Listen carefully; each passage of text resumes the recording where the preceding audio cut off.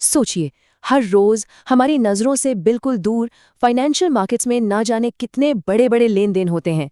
ये वो डील्स हैं जो हेडलाइंस तो नहीं बनाती, पर हाँ, मार्केट का रुख मोड़ने का दम जरूर रखती हैं। तो सवाल ये उठता है कि ये जो रोज की खरीद बिक्री का शोर है, इसके पीछे वो कौन सी बड़ी ताकतें हैं जो चुपचाप अपना काम कर रही हैं। चलिए आज इसी पहेली को सुलझाते हैं। अब ये सब कुछ शुरू होता है कुछ इस तरह के कॉम्प्लेक्स डेटा से। पहली नज़र में तो इसे देखकर सिर चकरा सकता है ना? पर कोई बात नहीं। अगले कुछ मिनटों में हम इसी डेटा को परत दर परत खोलेंगे और इसके पीछे की कहानी समझेंगे।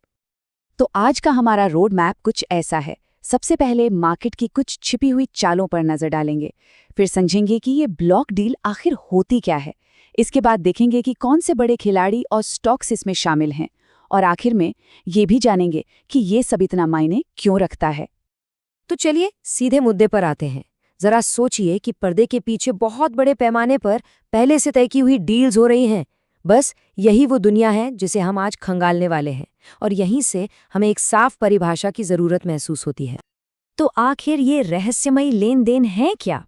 चलिए अब इसकी जड़ तक पहुंचते हैं और समझते हैं कि ब्लॉक डील का कॉन्सेप्ट असल में है क्या। देखिए, बिल्कुल आसान शब्दों में कहें तो ब्लॉक डील का मतलब है बड़ी तादाद में शेयर्स की एक प्राइवेट डील। ये दो पार्टियों के बीच एक पहले से तय कीमत पर होती है। इसे समझने का एक बहुत अच्छा तरीका है, इसे एक महंगी पेंटिंग की बिक्री की तरह सोचना। देखिए, जो नॉर्मल मार्केट ट्रेड होता है वो एक पब्लिक नीलामी जैसा है, जहां कोई भी बोली लगा सकता है। वहीं ब्लॉक डील एक प्राइवेट सेल की तरह है, जहां कोई बहुत अमीर खरीदार सीधे पेंटर से ही एक बड़ी पेंटिंग खरीद लेता है, बिना किसी नीलामी के। चलिए इसको थोड़ा और साफ साफ समझते हैं। ब्लॉक डील में कीमत, जैसा हमने कहा, पहले से तय होती है, जबकि मार्केट ऑर्डर में उस वक्त जो सबसे अच्छी कीमत चल रही हो उस पर सौदा होता है। ब्लॉक डील्स साइज में बहुत बड़ी होती हैं और बड़े इंस्टीट्यूशनल प्लेयर्स के बीच होती हैं। वहीं मार्केट ऑर्डर तो कोई भी किसी भी साइज का प्लेस कर सकता है। ठीक है, तो अब ये तो समझ आ गया कि ब्लॉक डील्स होती क्या हैं, पर अगला सवाल ये है कि ये डील्स कर कौन रहा है। चलिए डेटा में झांक कर देखते हैं। डेटा को खंगालने पर कुछ नाम बार बार उभरकर सामने आते हैं। HRT प्राइवेट लिमिटेड 16 ट्रेड्स के साथ सबसे एक्टिव है। उसके ठीक पीछे है जूनो मोनेटा फिनसॉल 10 ट्रेड्स के साथ, और फिर ग्रेविटॉन रिसर्च कैपिटल 8 ट्रेड्स के साथ। कह सकते हैं कि ये वो बड़ी मछलियां हैं जो मार्केट में बड़ी लहरें पैदा कर रही हैं। तो प्लेयर्स तो पता चल गए। अब ये देखते हैं कि वो दांव किस पर लगा रहे हैं। हमारी पड़ताल का अगला फोकस उन स्टॉक्स पर है जो इन बड़ी बड़ी डील्स के सेंटर में थे।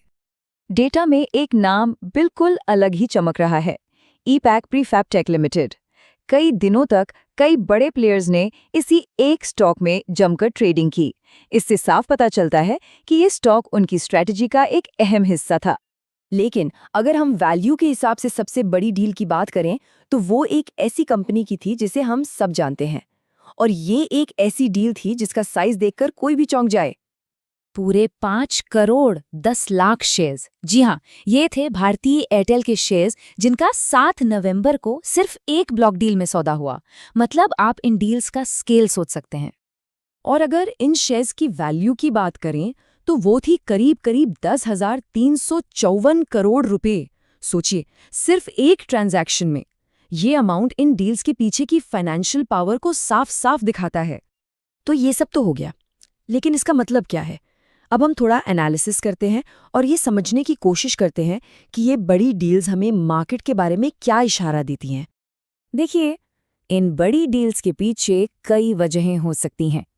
हो सकता है कोई बड़ा इंस्टीट्यूशनल इन्वेस्टर अपना पोर्टफोलियो रीबैलेंस कर रहा हो, या फिर एक ही कंपनी के दो फंड्स के बीच शेयर ट्रांसफर हो रहे हों। कभी कभी ये किसी कंपनी में एक बड़ी हिस्सेदारी खरीदने के लिए होता है, या फिर कीमतों के छोटे से अंतर से फायदा कमाने के लिए, जिसे आर्बिट्रेज कहा जाता है। चलिए इसी आर्बिट्रेज स्ट्रैटेजी को और बेहतर ढंग से समझने के लिए अपने डेटा से ही एक रियल एग्जाम्पल उठाते हैं। यहाँ ये एकदम साफ दिखता है।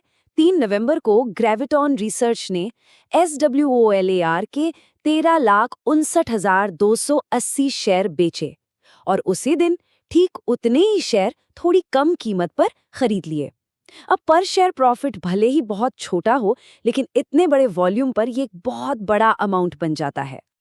तो मतलब बात यह है कि इन ब्लॉक डील्स पर नज़र रखने से हमें बड़े इंस्टीट्यूशनल इन्वेस्टर्स की सोच और उनकी स्ट्रैटेजी के बारे में बहुत कुछ पता चलता है। ये सिर्फ नंबरों का खेल नहीं है, ये मार्केट के सेंटिमेंट को समझने का एक तरीका है। तो आखिर में एक बड़ा सवाल ये रह जाता है, क्या ये ब्लॉक डील्स स्मार्ट मनी के भरोसे का सिग्नल है या फिर ये बस मार्केट की मशीनरी का एक नॉर्मल हिस्सा है? शायद इसका जवाब इन दोनों के बीच में ही कहीं छिपा है और यही हमें मार्केट की गहराइयों में और झांकने के लिए मजबूर करता है।